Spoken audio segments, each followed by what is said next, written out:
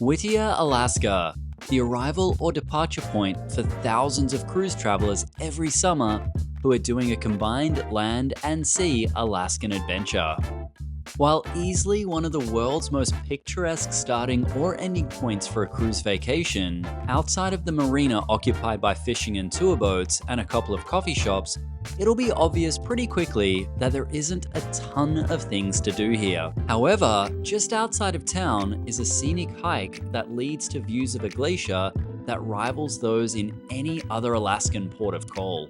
Good morning everyone. Today we are in Whittier, Alaska and we're going hiking to Portage Pass. Once coming ashore from your cruise ship, simply make your way through the terminal building, out through the car park, and then head right along the water on the main road. Now it is important to mention, as with any elevated hike, that the conditions along the trail and the views at the top will vary based on the weather conditions on the day you're there. So if you're wondering why in this video that I'm wearing two different sets of clothes here, it's because I've tried this hike twice, so I've got footage from both times. One, the second time, which is this day, you can see here in the blue sky, it's such a nicer day here. Whereas the other one, that's where you see that little bit more gloomy condition. So the whole point of this and showing both sets of clips was really just to give you an idea of weighing up whether it's worth doing this type of hike based on the conditions and whether it's going to be good visibility at the glacier. When walking along the main road, keep your eyes peeled for wildlife. It is very common to see bald eagles here. Once on the main road, just follow the pathway along the road for close to a mile and just keep a lookout for the signage. So you know you're heading in the right direction when you see this sign here, which is for the Portage Pass trailhead. Just get to that sign and just keep on going. Shortly after the overflow parking sign, you'll notice a turnoff across the road. Cross over the railroad tracks and you'll see more signage. So just before you get to the tunnel, you'll cross over the street and you'll see this sign here, which is going to be the Portage Pass trail sign, and then that'll take you on to the nature trail. Simply make your way along the gravel trail, past the car park, and then you'll see the signage to mark the start of the main trail. So far everything's been pretty flat. It's a gravel trail to this point and you got really good signage here indicating the Portage Pass. So far so good, and we've already caught wind of a glacier already. At this point, you start the main body of the hike. It starts reasonably flat before building to a steeper incline. As for the overall distance, from the start of the main trail, it is 1 mile to the main scenic overlook, and then another mile to get down to the waterfront across from the glacier.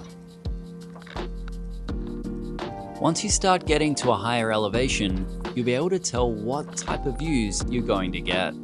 On a gloomy, overcast day, it'll look like this. However, on a nice sunny day, you can expect views like these. So once you make it to the top of the first major incline, you get to a sign that says Portage Pass at 800 feet elevation, and that's where you'll start to get these views behind, as you can see the glacier of the Portage Pass trail behind. The really important thing from this point though, as you look ahead, there is a certain pathway that you want to follow which will go to your left-hand side. The left-hand side pathway is the one that starts to take you down towards the waterfront to reach the glacier, whereas the one to the right-hand side, it's more just a scenic overlook. Great to go and have a look, but if you do want to go down to the waterfront and get nice and close to the glacier, stick to the pathway to the left-hand side. From here, it is a nice steady decline of another mile. If you're planning on doing this hike, there are a couple of important factors. Firstly, the weather. This is Alaska after all. So we've just come past the Portage Pass, the lookout point for the glacier. We are now continuing the trail down towards the lake to get a better view.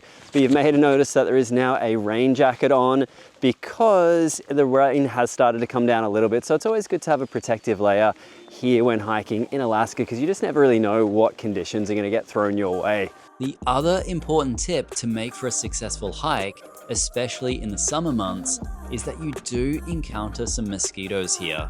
Also, one thing to keep in mind, if you are doing this trail in the middle of summertime, bug spray is a pretty good idea because there are quite a lot of little flying bugs that go all over the trail, and if you stop even just for a few seconds, they'll be all over you. So definitely recommend just a little bug spray before coming out on the Portage Pass trail.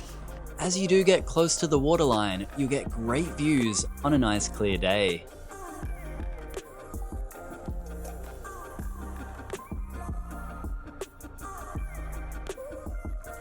So as you can see on this beautiful blue sky day, like the weather makes such a big difference when you come down here for this particular hike to Portage Pass, because the sun's just reflecting off the glacier. It's beautiful, conditions are great, path is dry. It makes a huge difference coming here on a nice sunny day, and the views are just amazing. That being said, it is important to show you the scenery when the weather conditions aren't so favorable.